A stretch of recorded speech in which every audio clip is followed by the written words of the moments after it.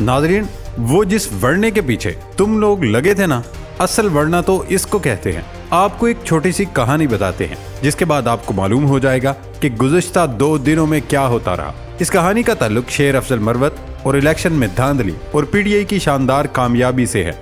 हुआ कुछ यूं कि 8 फरवरी को इलेक्शंस हुए, लेकिन नताइज ताखीर से आए, पूरा दिन नताइज नहीं आए। शेर अफजल मरवत लकी मरवत से इलेक्शन लड़ रहे थे, उनके हलके में भी नताइज नहीं आ रहे थे। उन्होंने अपने पूरे कबीले को इकट्ठा किया और ऐलान किया कि अब हम खुद रिटर्निंग अफसर के दफ्तर में जाकर अपना नतीजा हासिल करेंगे। वो रिटर्निंग अफसर के दफ्तर में गए तो किसी की जुर्रत तक न हुई कि उसे रोक सके। अंदर दाखिले पर उन्हें फौरन उनका नतीजा दे दिया गया और उन्हें मुबारकबाद भी दी। शेर अफजल मरवत जीत गए। ऐसे मौके पर उनके ये तारीखी अल्फाज याद आए कि वो जिस वरने के पीछे तुम लोग लगे थे ना, वरना इसको कहते हैं। दोस्तों, पाकिस्तान तहरीक इंसाफ के नामजद आज़ाद उम्मीदवारों ने कौमी असम्बली में इमरान का ख्वाब पूरा कर लिया है। ये ख्वाब इमरान खान ने देखा था, वो सादा अक्सरियत के साथ आएंगे और आज वो सादा अक्सरियत हासिल कर गए हैं। खैबर पख्तूनख्वा में तो वाज़े और सादी अक्सरियत है, लेकिन अब जो गेम पीटीआई कौमी असम्बली में डालने जा रही है वो इंतहाई दिलचस्प है। अब तक तो सबसे ज्यादा सीटें पाकिस्तान तहरीक इंसाफ ने जीत ली हैं, लेकिन ऐसी खबरें आ रही हैं कि पीपल्स पार्टी और नून लीग एक साथ हुकूमत बनाने जा रही है। ताहम अब पीटीआई अपने तमाम हलकों के फार्म 45 अदालत ले जाने का ऐलान किया है। फार्म 45 में ऑफिशियल हर पोलिंग स्टेशन के नताइज होते हैं, जिनके मुताबिक पीटीआई अपने अक्सर हलके जीत चुकी है।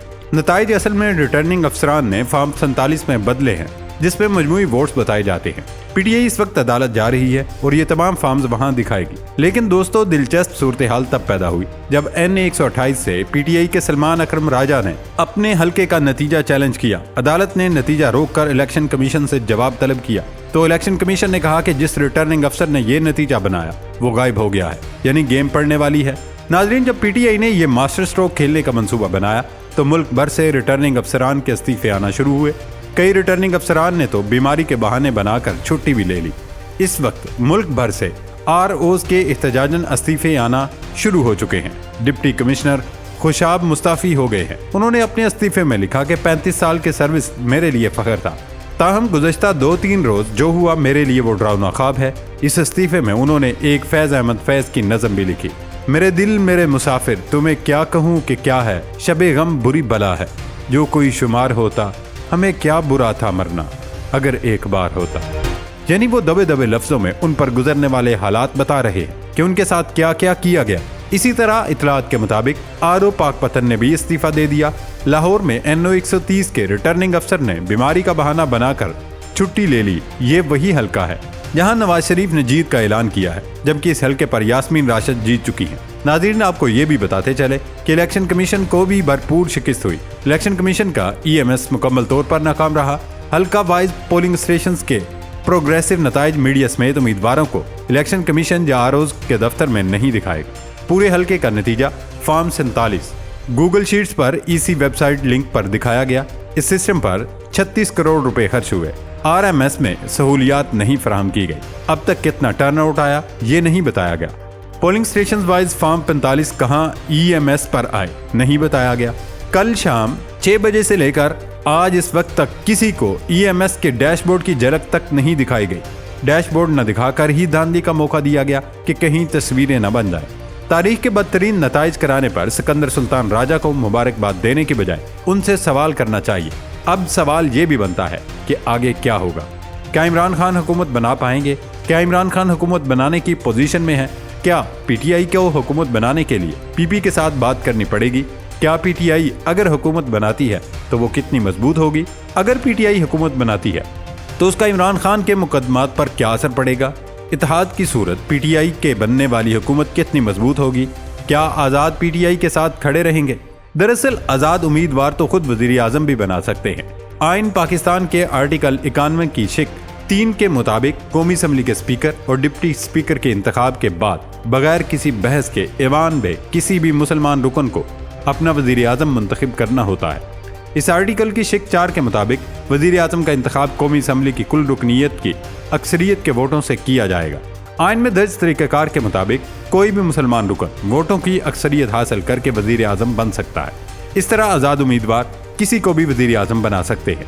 अब तक मुल्क भर में आज़ाद उम्मीदवार सबसे ज़्यादा है और वही हर जगह जीत रहे हैं। इसलिए اب عمران خان جب جیل سے باہر آئیں گے تو وہ ضمنی الیکشن لڑ کر خود منتخب ہو جائیں گے اور وزیر اعظم بن جائیں گے، لیکن اس سے پہلے پی ٹی آئی خود اپنے کئی حلقوں میں جیت کو عدالت میں ثابت کرے گی تاکہ وہ سادہ اکثریت حاصل کر سکے، تاکہ عمران خان جب باہر نکلے تو انہیں سادہ اکثریت کا تحفہ دے دیا جائے۔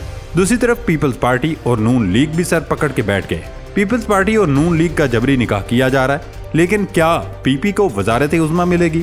وزارت عظمیٰ ملی تو کارکردگی کا وزارت عظمیٰ پر کیا اثر پڑے گا؟ بلاول کی تقاریر کا کیا جائے گا جو انہوں نے نواز شریف کے خلاف کیے ہیں؟ کیا آصف زرداری صدر بنیں گے؟ پیپلز پارٹی کو کتنی وزارتیں ملیں گی؟ بلاول نون لیگ کے ساتھ بیٹھنے کو تیار ہوں گے؟ کیا نون لیگ اکیلے حکومت بنا سکتی ہے؟ ان تمام سوالوں کا جواب ہے کہ پیپلز پارٹی یا نون لیگ کچھ بھی نہیں کر سکتی، کیونکہ مجموعی طور پر تو پی ٹی آئی آگے ہے اور نون لیگ پیپلز پارٹی کے ساتھ اتحاد تو قائم کر سکتی ہے لیکن حکومت نہیں بنا سکتے۔ اسی طرح نواز شریف کے حوالے سے بھی خبریں آ رہی ہیں، وہ وزیر اعظم نہیں بن رہے کیونکہ نواز شریف نے شرط رکھی تھی وہ اگر وزیر اعظم بنیں گے تو سادہ اکثریت کے ساتھ بنیں گے، جو انہیں نہیں ملی، اس لیے اب وہ شہباز شریف کو آگے لا رہے ہیں۔ اسی وجہ سے انہوں نے اپنی نام نہاد وکٹری سپیچ میں شہباز شریف کو آگے کیا، یعنی نون لیگ وزارت عظمیٰ کی دوڑ سے تو باہر ہے۔ ناظرین، پاکستان تحریک انصاف کے رہنما بیرسٹر گوہر کا کہنا ہے پیپلز پارٹی اور نون لیگ کے ساتھ کوئی رابطہ نہیں، ان کے ساتھ مل کر حکومت بنانے کا کوئی ارادہ نہیں۔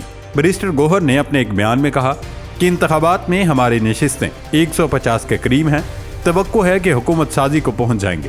انہوں نے کہا کہ وفاق، پنجاب اور کے پی میں حکومتیں بنائیں گے، آزاد امیدوار کسی پارٹی کو جوائن نہیں کریں گے، اسی پارٹی میں رہیں گے جس کی ہدایت انہیں بانی پی ٹی آئی کریں گے۔ اسی طرح پی ٹی آئی کے ترجمان نے کہا وہ سادہ اکثریت کے ساتھ پنجاب سمیت خیبر پختونخوا اور مرکز میں حکومت بنانے جا رہے ہیں، یعنی یہ تاثر بھی بڑھ گیا کہ آزاد امیدواروں کو کوئی خرید لے گا۔ پاکستانی قوم نے تاریخ میں ایک مثال قائم کرتے ہوئے ایک ایسی جماعت کے امیدواروں کو کامیاب کرایا جس کے پاس اپنا انتخابی نشان نہیں تھا، پارٹی نہیں تھا، لیڈر جیل میں تھا، قیادت یا تو روح پوش ہے یا پھر جیل میں ہے، ریلیاں نہیں نکالی، کارنر میٹنگز نہیں کیا ہے تو صرف سوشل میڈیا پر انتخابی مہم، اور اس میں وہ کامیاب ہو گئے۔ اب بس چند دنوں میں پی ٹی آئی سادہ اکثریت کے ساتھ نئی حکومت بنا لے گی اور خان کو باہر لے آئے گی۔ سو ویلکم ٹو نیا پاکستان پاکستانیوں۔